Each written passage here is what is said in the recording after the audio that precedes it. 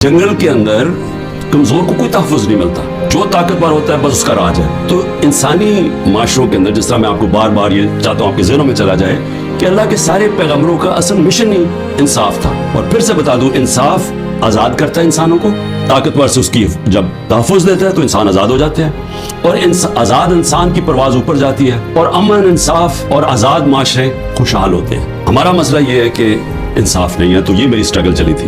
तो इन 14 महीने में मुझे सही तरह अंदाजा हुआ है कि यहाँ तो बेचारा कमजोर पिस जाता है, यहाँ तो जो हमारा इंसाफ का निजाम है उस बेचारा बिल्कुल नहाता है, उसको माशरा बिल्कुल उसकी हिफाजत नहीं करता।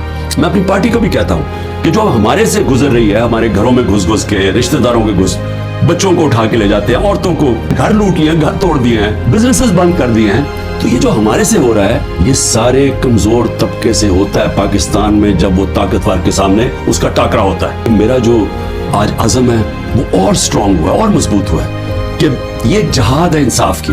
क्यों अल्लाह के पैगम्बरों ने सब ने इंसाफ के ऊपर बात की थी?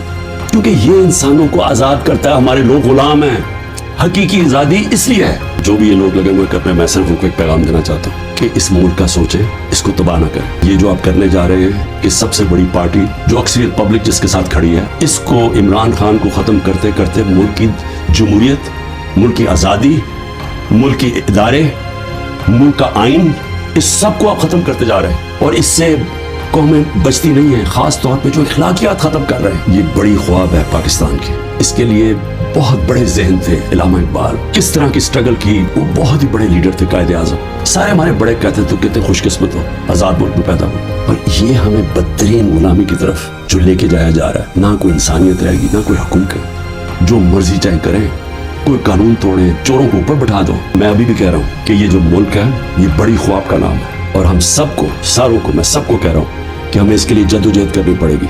और मैं इंशाअल्लाह, फिर से मैं रिपीट करता हूँ, मैं बार बार कहता हूँ, जो भी हो जाए मैं भी हर कुर्बानी के लिए तैयार हूँ इस मुल्क की आज़ादी के लिए। और मैं आप सबको कह रहा हूँ कि आपको तैयार होना पड़ेगा कुर्बानी के लिए, क्योंकि आज़ादी घर में बैठ के नहीं मिलती, जंजीरें गिरती नहीं है, तोड़नी पड़ती है, जद्दोजहद करनी पड़ती है। पाकिस्तान जिंदाबाद।